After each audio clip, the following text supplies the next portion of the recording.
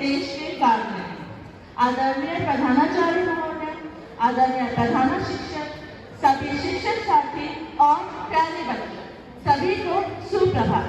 मैं शिखा स्वाई physics social science आप सबके सामने प्रस्तुत हूँ आज के महत्वपूर्ण दिन नेताजी सुभाष चंद्र बोस जयंती पर प्रकाश डालते हुए अपने विचारों के साथ।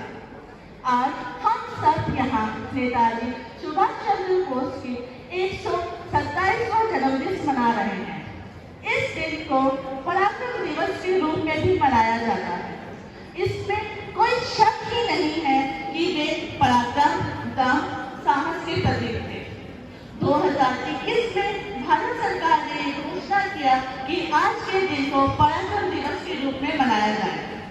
अगर हम उनके आरंभिक जीवन के बारे में बात करें तो उनका जन्म 23 जनवरी 1897 में हुआ, कटक ओडिशा में। उनके पिता जानकी नाथ एक सफल वकील थे और वहीं उनकी माता प्रभावती देवी एक सोशल वर्कर के रूप में प्रसिद्ध थी। उन्हें अपने घर के माहौल में ही अपनी बात सामने रखने और विचारों को स्वतंत्र रूप से प्रकट करने की आजादी मिली।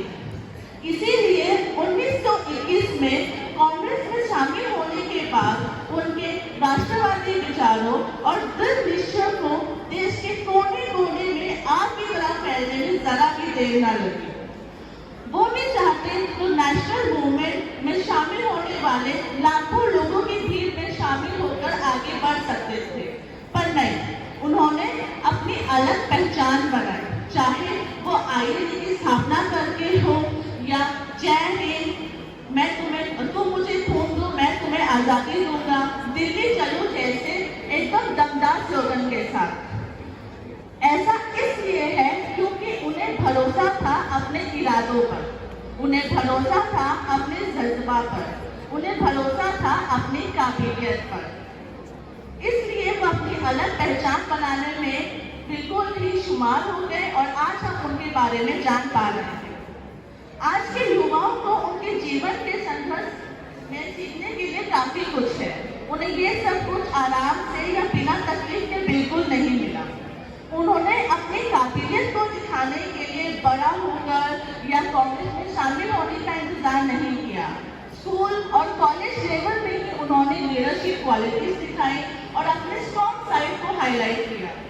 सिविल सर्विसेज जैसे एग्जाम में भी 4 रैंक हासिल करने के बाद वो आराम से बैठकर नौकरी कर सकते थे, पर नहीं, उन्होंने एक जिद पकड़ी भारत को स्वतंत्र कराने की, अंग्रेजों को यहाँ से दूर भगाने की। उन्होंने अपने सफर को सिर्फ भारत तक ही सीमित नहीं किया।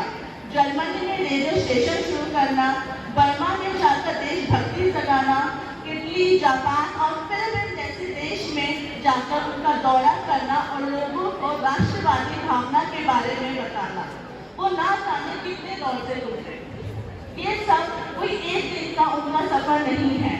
इस सफर में उन्हें कई बार जेल जाना पड़ा, ठोकरें खानी पड़ी, लोगों की जिल्लत में सहनी पड़ी, पर एक चीज थी जिन्होंने उनका साथ बिल्कुल नहीं छोड़ा और वो था खुद पर विश्वास और भरोसा। उन्होंने कभी हार नहीं मानी।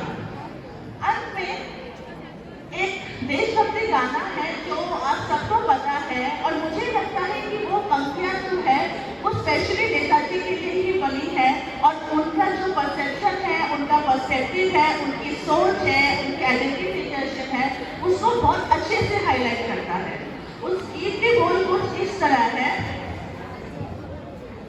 मेरा मुल्क मेरा देश मेरा ये वतन, शांति का उन्नति का प्यार का चमन।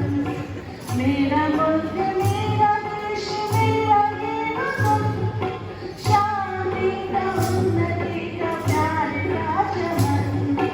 इसके वास्ते निसार है मेरा तन मेरा मन।